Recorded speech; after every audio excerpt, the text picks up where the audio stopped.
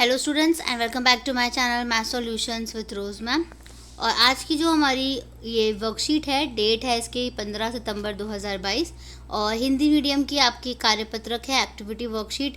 Topic है इसका अंक गणित की आधारभूत प्रमेय के अनुप्रयोग।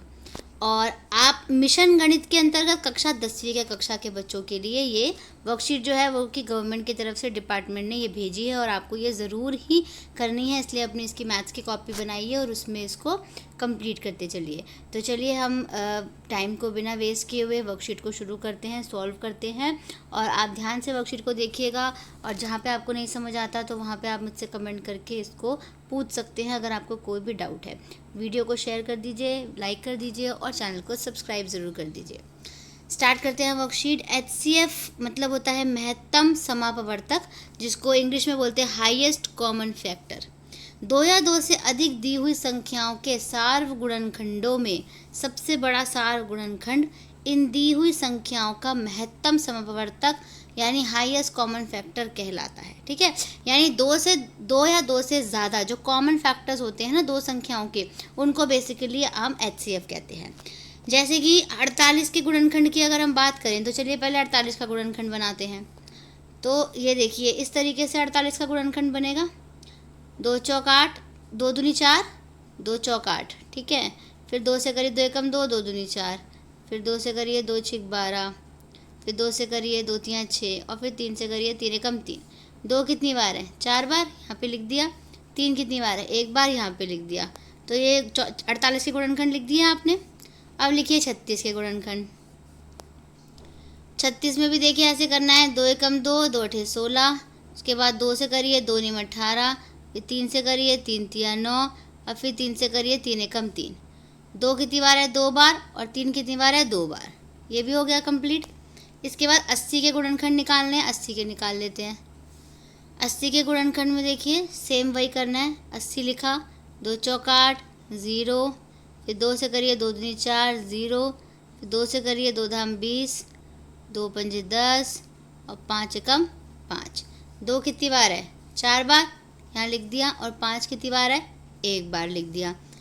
अब सबके गुणनखंड निकालने के बाद करना क्या है? हमें कॉमन देखना है यानी सेम देखना है, जो कि तीनों में सेम हो। तो क्या है? 2 है ना, 2 आ रहा है ना, यानी 48, 36 और 80 का एकमात्र सार्वगुणनखंड 2 है। अब 2 आ कितनी बार रहा है? इसमें भी 2 आ रहा है, देखिए तीनों में होना चाहिए। तो 2 बार उभयनिष्ठ है, इसलिए HCF को 2 गुणा 2 बराबर 4 मानेंगे। यानी और बाकी देखिए ये 2 तो है लेकिन इसमें नहीं है, तो इसलिए इसको छोड़ देंगे, हम ये नहीं करेंगे। जो तीनों में होगा हम उसको जो है बेसिकली काउंट करेंगे। HCF निकालना सीख गए आप, लास्ट वर्कशीट्स में भी हमने डिस्कस किया था। अब है LCM, लघुत्तम समापवर्त्य, यानी लीस्ट कॉमन मल्टीपल बोलते हैं इंग्लिश में। 2 या 2 से अधिक दी हुई संख्याओं का लघुत्तम समापवर्त्य इन संख्याओं के गुणजों में से सबसे छोटा लघुत्तम या निम्न गुणज होता है। गुणज का मतलब है मल्टीप्लाई, मल्टीप्लाई का मतलब है यानी आपको टेबल लिखना है इसका या फिर फैक्टर्स में से ही निकालना। देखिए मैं बता देती हूँ इसका। यहाँ पे आपको क्या करना है? 48 के गुणनखंड लिख लिया आपने। 2 गुणा 2 गुणा 2 गुणा 2 3, 36 के लिख दिए 2 गुणा 2 3 गुणा 3। अब LCM के लिए उभयनिष्ठ गुणनखंडों को शेष सभी गुणनखंडों से गुणा कीजिए।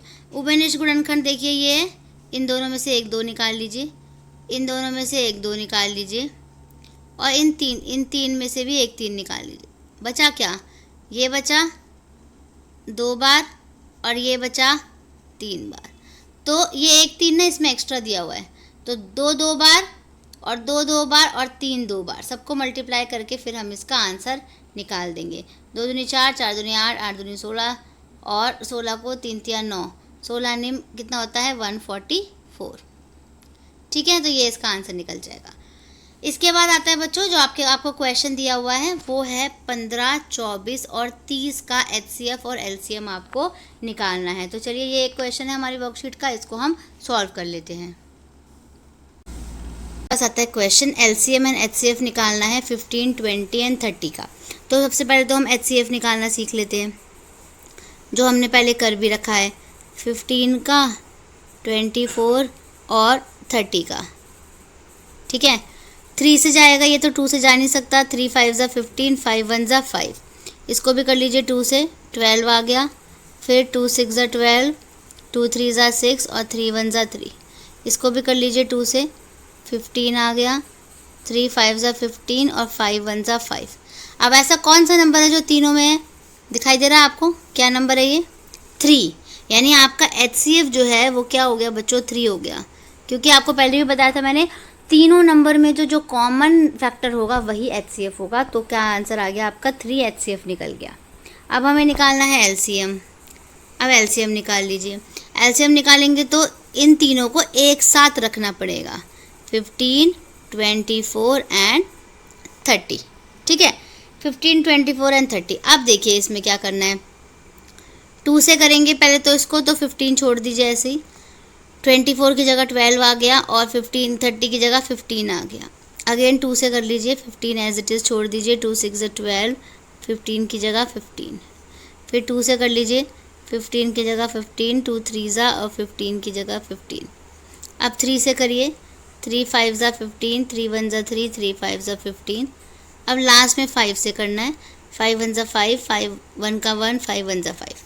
अब इन सभी नंबर्स को आपको मल्टीप्लाई करना है। कौन कौन से नंबर हैं ये? 2 कितने टाइम्स है? 3 टाइम्स। उसके बाद क्या है? 3 है। और उसके बाद 5। मल्टीप्लाई कर दीजिए सबको। 2 2 ज़ा 4, 4 2 ज़ा 8। ठीक है, 8 को 3 से करेंगे 24 और 24 को 5 से कर दीजिए। कितना आ गया आंसर? 120। यानी LCM जो है वो आपका क्या निकल गया बच्चों? 120 निकल गया। ठीक है, और HCF क्या निकला था आपका? 3 निकला था। तो इसी के साथ हमारा ये आज का क्वेश्चन जो है इस वर्कशीट का वो यहाँ पे हमारा कंप्लीट हो जाता है। वर्कशीट भी फिनिश हो गई है। आई होप आपको वीडियो अच्छे से समझ आई होगी। कहीं पे भी कोई डाउट है तो आप मुझसे कमेंट करके कमेंट सेक्शन में पूछ सकते हैं। फिर मिलेंगे बच्चों हम नई वीडियो में नई वर्कशीट के साथ। Thank you students.